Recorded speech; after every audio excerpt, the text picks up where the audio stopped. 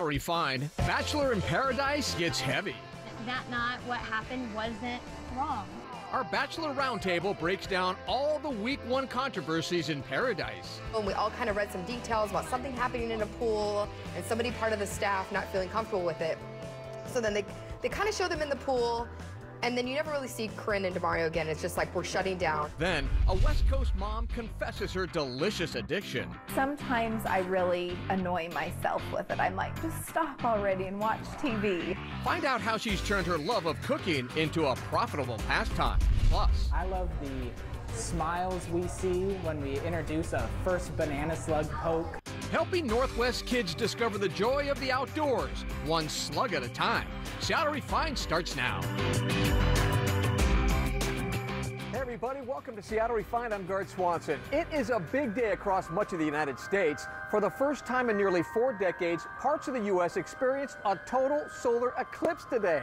We didn't see a total eclipse here in Seattle, but pretty close. The moon blocked 93% of the sun at about 10:20 this morning, turning day into night. Down I-5 in Central Oregon, though, folks in Corvallis, Albany, and Salem did experience a total eclipse for about 2 minutes. The Refined team is a little bummed today they didn't get to see the total eclipse. The only consolation is tonight that they get to see their favorite show, ABC's Bachelor in Paradise. Now, if you missed last week's episode, don't worry. Our roundtable will get you caught up. Okay, you guys, it is probably my favorite Bachelor franchise ever, Bachelor in Paradise, where all of the ex-contestants from Bachelor and Bachelorette come on and hang out on a beach and see if they can find some love. First off, he's always first in my heart and my mind, Dean. I mean, all the girls were swooning once they saw Dean. So it was kind of like, I mean, with Bachelor in Paradise, you can just smell the desperation in the air, like when everybody starts getting there, because everybody just wants a relationship. And Dean is a hot commodity because he's hot. He's just a good guy and has a really good story, and people trust him. So Christina also has a really kind of troubled story, and also really beautiful, and they seem like a perfect match. It seemed like there might be a little trouble in paradise with them, though, at the very end. I'm trying to gauge where your head's at. I'm so confused with you. What do you mean? Look, I like you, but I feel like I'm not getting anything. I thought it was so weird. Like, I feel like Dean showed his true colors. Like, he definitely, I feel like he can't commit. Like, he was definitely, like, kind of playing games with her, it felt to me. So Dean's the hot commodity for the men on Bachelor in Paradise, but Raven is the hot, it's kind of a hot commodity for the females. I feel like she's the one who, she always kind of has a pearl of wisdom after, like, every, like, drama bit that happens. And I'm like, go you, Raven. Yeah, I think you should move on from Amanda. I wouldn't count on it at all. So, if I were you, I would talk to other women. So she went out on a date with Robbie, who's got his hair kind of like gelled in place, and everyone doesn't know how, like, you know, he keeps it that way. And then she comes back, and she's just ragging on him to her girls. I can't go on another date with someone who has prettier hair than me, prettier skin than me, and prettier abs than me. Robbie has like 12 abs. You should only have 6 abs max. Guy liner. Like, he is wearing guy liner. Like, if you look at his pictures from JoJo season, normal. He has tattooed eyeliner for sure. And that's a deal breaker for you? Yes. He talked about being an influencer. No, he did not. And he's a social media influencer, aka he don't have a job. Okay, let's talk about our personal favorite, because she's from Seattle, Taylor. Taylor's definitely not the most popular contestant. When you go on Twitter, there's a lot of negative, you know, she's so annoying, I hate her voice. I was seeing a lot of negative, but you have to be happy for her. I mean, you're watching this relationship blossom with her and Derek. It's scary, because I didn't, like, think I'd feel feelings at all, and now I feel like I'm feeling feelings. I feel like for the first time, I'm actually seeing a genuine relationship unfold on some sort of Bachelor franchise. So, and I'm a skeptic on this kind of whole thing. You brought it up a little bit, and we definitely have to talk about it. The whole scandal and controversy, Corinne and Demario. We kind of saw this week everything, you know, happen normally, and then all of a sudden, crews shut down, production shut down. Corinne was getting pulled away, Demario was getting pulled away. I'm looking around, I don't see Corinne, I don't see Demario, and I'm like, what is going on? Cut it down. Cut it. We're done. The cast didn't know what was going on, and then, you know, 2 weeks later, they all come back and they talk about it. There was A lot of tears were shed that night. It was a really rough, emotional, not even just that night, I mean, the days that followed as well. Yeah, I think everybody was tuning in, let's be honest, to the first episode of Bachelor in Paradise to see how this whole Demario and Corinne scandal was going to get handled. I was confident that nothing happened between Demario and Corinne that was bad. And I trusted everyone that worked here, so I knew everything was going to be okay. We all kind of read some details about something happening in a pool and somebody part of the staff not feeling comfortable with it. So then they kind of show them in the pool, and then you never really see Corinne and Demario again. It's just like we're shutting down. And then they come back, and we get a 10-minute kind of life lesson round table from Chris Harrison. So I don't know how I felt about how they handled it. I think there's a weird perception that exists out there that we're not in control of ourselves when we're here. I understand that they had to be vague about some stuff because it's a sensitive topic, but for me, I felt like I kind of figured it out, but I kind of wish that there was a little bit more backstory to explain like what happened. But it definitely was, let's just cover everything, okay, now let's just get back into the show. I now declare Bachelor in Paradise back open. Let's talk about Carly and Evan, because they were the couple from last season of Paradise, and part of this week's episode was watching them get married. Carly, you're the most beautiful person I've ever laid my eyes upon. I think the only reason that they shoved that wedding in between that was because that was the only way to get people to watch that wedding. I promise to learn CPR so that if you ever fake your own death again, I can resuscitate you. I'm sorry, there was just something off to me about that wedding. I'm sure they're truly in love, but it was very cringeworthy for me to watch, and I don't know why. I can't put my finger on it. Well, they're kind of an odd couple, let's say that. And that's okay, but that's why kind of weirdly, I love their weird. I do too. They're wonderfully weird. Yeah, they're wonderfully weird. And they're not, it's nice to see, you know, like some couples on television are like it's Ken and Barbie, and like Carly and Evan are not Ken and Barbie. All right, so what do you guys think is going to happen in tonight's episode? Oh, I think we're finally going to kind of give the Dean and Christina thing a wash. I think somebody else is going to come in that Dean's interested in, and I think they've already hinted towards that. Also, Daniel is coming in his Canadian Speedo, which we saw, and I think Canada. Canada. I think he and Lacey are going to have a thing, and then I think Amanda and Robbie. All right, let's tune in tonight and find out more salacious drama. Oh, Canada. Bachelor in Paradise airs tonight and tomorrow at 8 o'clock right here on Como. Today's solar eclipse got us thinking about another eclipse, which was the third installment of the Twilight Saga set right here in Western Washington. The vampire fantasy put the small town of Forks on the map for people all around the world. And now you can get up close and personal with actual costumes and props from the books and movies. The Forever Twilight in Forks collection is the world's largest exhibition of its kind.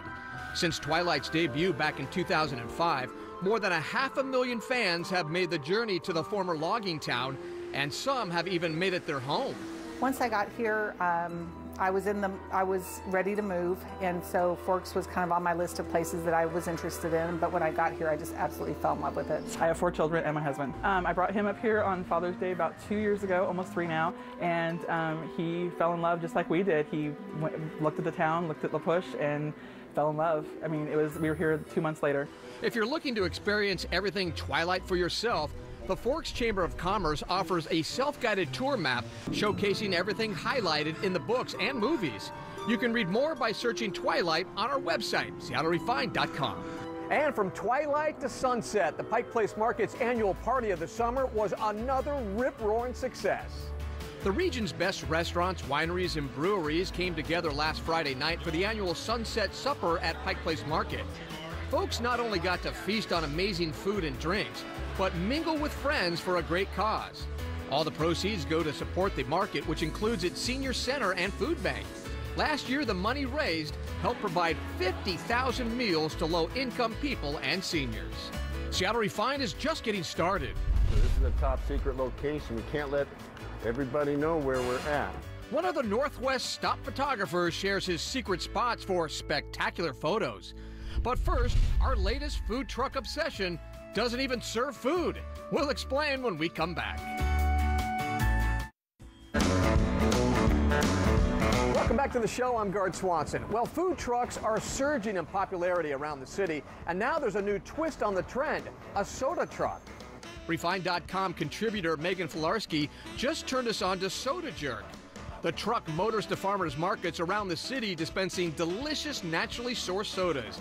The unique flavors include lemon lavender, strawberry rhubarb, raspberry jalapeno, and a lot more. If you want to learn when the Soda Jerk might be at a market near you, log on to our website and check out the article. A Utah mom is turning her joy of cooking into a jackpot of cash and prizes. You might not know her name, but there's a good chance you might have seen one of the suburban Betty Crocker's creative recipes online. Dan Rascone explains. We're gonna blend this up. In a typical household kitchen in Roar, Shauna Havey, This is a ciabatta roll. is turning a simple grilled cheese sandwich This is hard salami. into a mouth-watering masterpiece.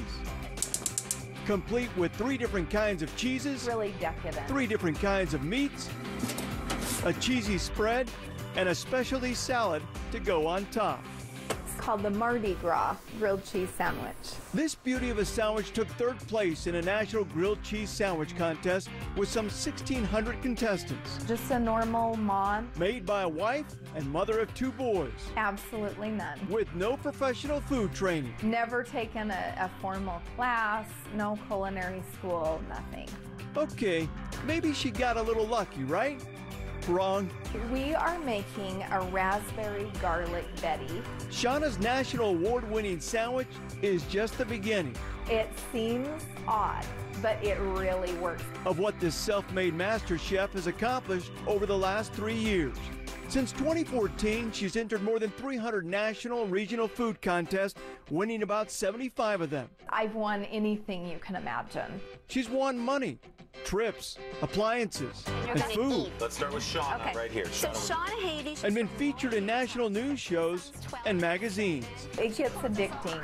It's a hobby that's consumed her everyday life, as recipes are constantly popping up in her head. I've stopped on the side of the road. I wake up in the night. I'm really always thinking of recipes. Sometimes I really annoy myself with it. I'm like, just stop already and watch TV. But there's just something to be said about making that perfect and delicious dish. I love, making people feel loved, and there's nothing like cooking for someone. It says, I've spent time on you. I care about you. Now comes my favorite part of this whole process, eating these award-winning dishes. First, the Mardi Gras grilled cheese sandwich. Wow. And top it off with a little garlic raspberry Betty. Wow, you never think that garlic can go with raspberry. And it's a universal thing. Everyone eats, so everyone understands food. But very few understand food the way Shauna Havey does. A so-called normal mom cooking in a simple kitchen, pumping out entrees that are fit for royalty. So what's dinner like at the Havey home? Well, lots of times on the weekdays it's like everybody else, but on the weekends there's a lot of cooking going on. Less than 2 weeks ago, Shauna traveled to California to compete in another national food competition and took home 3rd prize, and get this, a check for $1,000. That recipe will be featured on Food Network. Coming up on Refined, our beginner's guide to camping, plus a new initiative to get kids to put down their phones and get outdoors.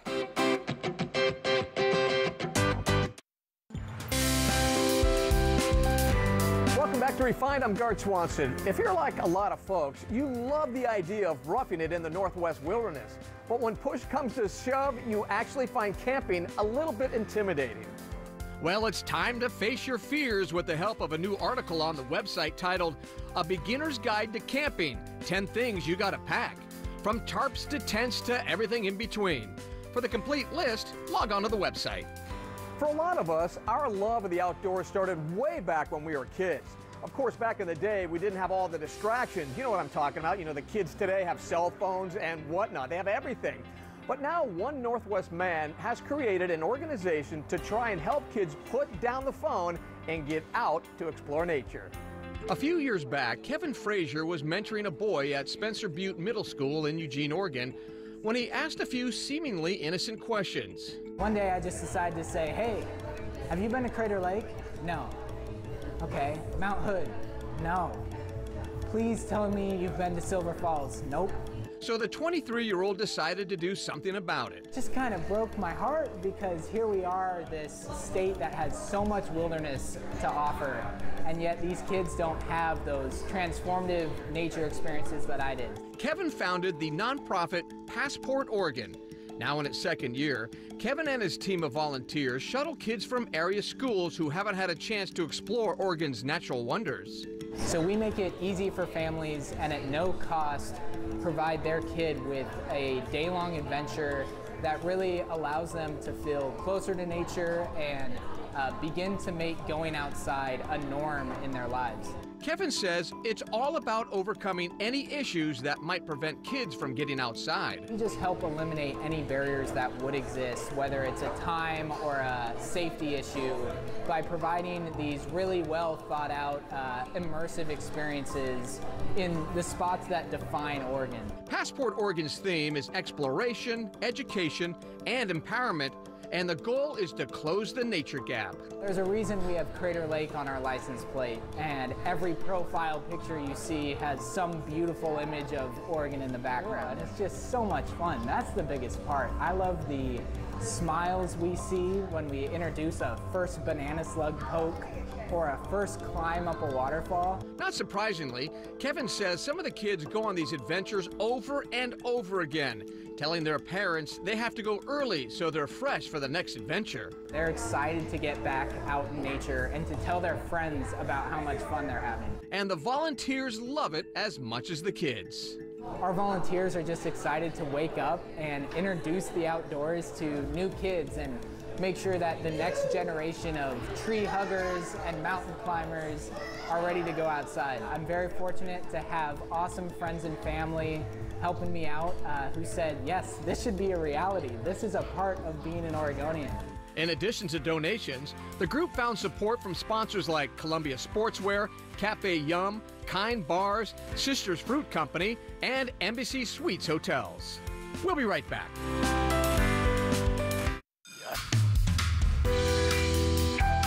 Welcome back to Refined. Well, today's eclipse had amateur photographers around the Northwest scrambling to take that perfect picture of this rare event. But one guy we know always gets perfect pics, and recently he shared exclusively with our Refined team his secret for perfect snapshots every day of the year. Atmosphere is nice and clear. We're going to have some good picture taking today, folks. Photographer Tim Durkin is the man when it comes to Seattle snapshots. Tell me this isn't the most beautiful city in the world. It's easy to see why his majestic cityscapes are known to millions worldwide. His formula for success? Coffee, a camera dubbed Big Bertha, and a stealth usually reserved for secret agents. This is a top secret location. We can't let everybody know where we're at. Over the years, Durkin's 007-like approach has helped him squirrel away dozens of under-the-radar spots for stellar photos.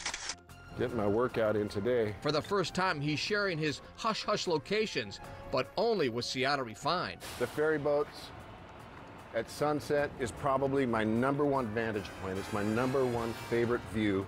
Our first top secret location, a ferry terminal walkway. We're going to go through a turnstile up here that when you just look at it, I've watched people just stop and turn around, people that are about to get on the boat, but you can actually walk through it carefully, set up and take pictures, and that's exactly what we're going to do. So we'll get the time lapse camera set up. When this ferry boat comes in, it's going to be really sweet. This is the Wenatchee coming in. I must have 100 pictures of this Wenatchee coming into the docks. Just never gets old. This is a top secret location. I don't want revealed. Secret's out, though. We followed him to Capitol Hill. I'm thinking right about here. Where Mercer meets Melrose. That's right. Come to me, sweet Luna. This is where Tim gets the money shot. It's the same spot where he took this spectacular needle shot seen by millions. The final leg of our secret mission of Snapshot takes us to Alki Beach, where even non-romantics will find it hard not to walk away moonstruck. Anywhere from Salties to Anchor Park, and you'll get the moonshot. But it's not a self-destructing message, but a disappearing roadway that could reveal the greatest Seattle locale of all. It's going to be the most amazing waterfront in the West Coast. All right, that's going to do it for today's show. We'll see you next time right here on Seattle Refined.